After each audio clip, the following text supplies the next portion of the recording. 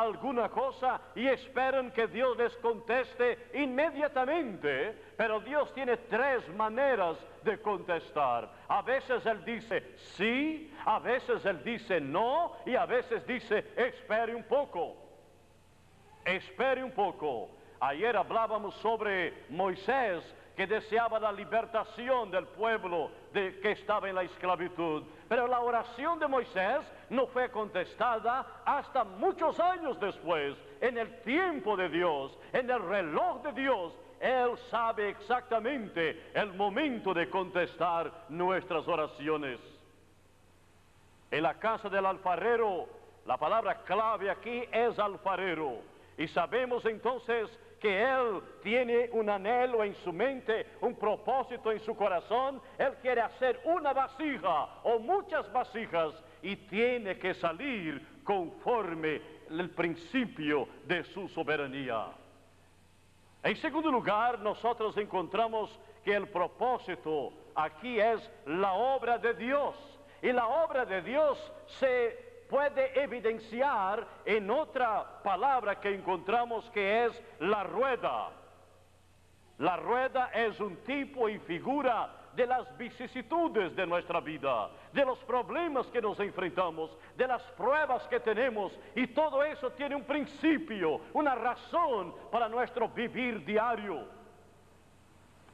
La Biblia dice que el vaso se echó a perder. Nosotros, al leer la historia de la raza humana, encontramos que en el principio Dios creó a Adán, enseguida a Eva, y ellos eran como vasijas en las manos de Dios, pero se echó a perder la vasija, y entonces Dios no la tiró en la basura. Dios no quiso olvidarse de su creación, sino que volvió a poner el barro sobre la rueda para que pudiera ser un vaso nuevo, un vaso perfecto para la honra y la gloria del nombre del Señor.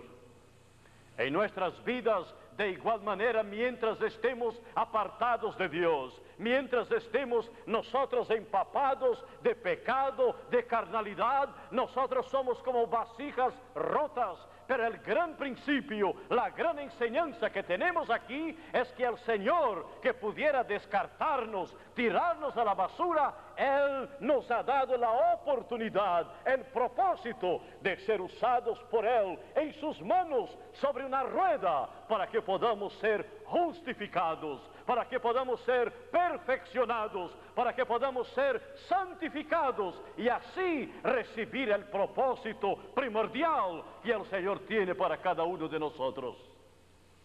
La rueda representa entonces las circunstancias de nuestra vida. Es un lugar difícil para cada uno de nosotros. No queremos la rueda, no queremos los problemas.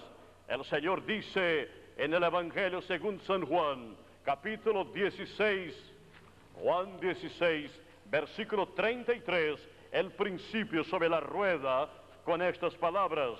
Juan 16, 33, estas cosas os he hablado para que en mí tengáis paz.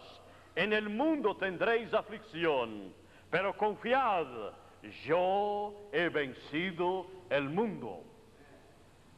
La rueda existe con el propósito de perfeccionarnos. La vasija se echó a perder porque la vasija no estaba preparada. Nosotros, hermanos, estamos por consiguiente sobre esta rueda continuamente, pero aunque tengamos pruebas, aunque tengamos aflicciones, aunque tengamos problemas, nosotros estamos allí con un propósito. El Señor no permitirá ninguna tentación que nosotros no podamos soportar. La rueda es para que nos acordemos que en medio a todo eso nosotros tenemos a uno, el alfarero, que nos está cuidando. Aquellos que conocen las minas de oro y el proceso que toma lugar para la limpieza del oro, saben que después de lavarlo adecuadamente, la persona que lo trabaja lo somete a una temperatura elevadísima. Entonces el oro que es sacado de las minas en un estado pues mezclado con el barro, mezclado con la basura, necesita entonces separarse. Y el proceso es por alta temperatura. Entonces el oro se deshace. El oro entonces, que estaba en un estado como sólido, ahora se hace líquido. Y entonces se aparta el oro.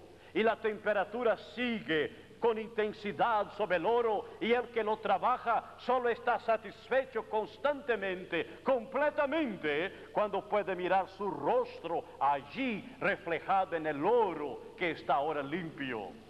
De igual manera en nuestras vidas, nosotros estamos en las manos del alfarero sobre una rueda que constantemente está dando vuelta. Las aflicciones, los problemas, las dificultades, la preparación, la limpieza, la santificación, y así el Señor nos va quitando la basura, la carnalidad, el pecado, el egoísmo y todos los problemas que son estorbo para que el Señor nos comunique su amor y su misericordia, para que podamos filtrar su presencia gloriosa en nuestras vidas, para que el mundo pueda ver a Cristo en cada uno de nosotros. Y entonces, cuanto más sufrimos, cuanto más estamos en la rueda, cuanto más somos afligidos, más nos parecemos con el Señor, más tenemos las características de Cristo, porque el apóstol dijo: con Cristo estoy juntamente crucificado.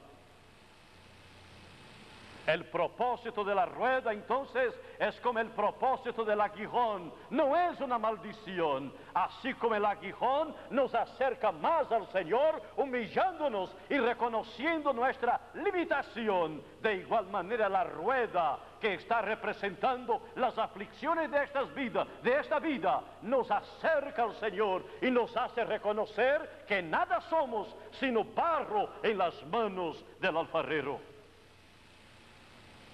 Aunque nosotros tengamos pruebas, Dios está con nosotros. El alfarero está con sus manos en nuestras vidas.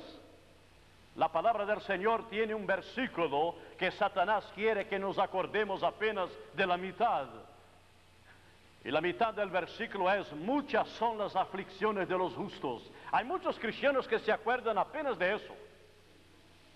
Muchas son las aflicciones de los justos. No quiero ser cristiano, no quiero ya el ministerio, porque la Biblia dice: muchas son las aflicciones de los justos. Pero hermanos, esa es una mentira. Eso no es lo que enseña la palabra de Dios. La palabra dice textualmente, cabalmente: muchas son las aflicciones de los justos, pero el Señor los librará de todas ellas. El que confía en el Señor es como el monte de Sión, que no se mueve, sino que permanece para siempre. Cuando estamos sobre la rueda, el Señor demanda de nosotros ciertas actitudes. La primera, yo diría, es como si el Señor nos dijera: siéntate. El libro de Josué, capítulo 1, versículo 5. Josué 1, 5. Él dice: nadie te podrá hacer frente en todos los días de tu vida. Como estuve con Moisés, estaré contigo. No te dejaré, ni te desampararé. El Señor está diciendo: siéntate. ¿Por qué correr en pos de santos, de vírgenes, de tradiciones, de hombres, de cosas, y aún mismo del dinero, cuando el Señor cuidará de nosotros? Él nos está diciendo: tenga paz, siéntate, descansa. Y Él nos dice algo más. Josué 1:9, Él dice: mira que te mando que te esfuerces y seas valiente, no temas ni desmayes, porque Jehová tu Dios estará contigo en donde quiera que vayas. Él está diciendo: aquíétate, aquíétate. En medio a las pruebas, en medio a los problemas y aflicciones, nosotros necesitamos saber que el enemigo nos está acusando, el enemigo nos está picando por una sola razón: Él tiene envidia de lo que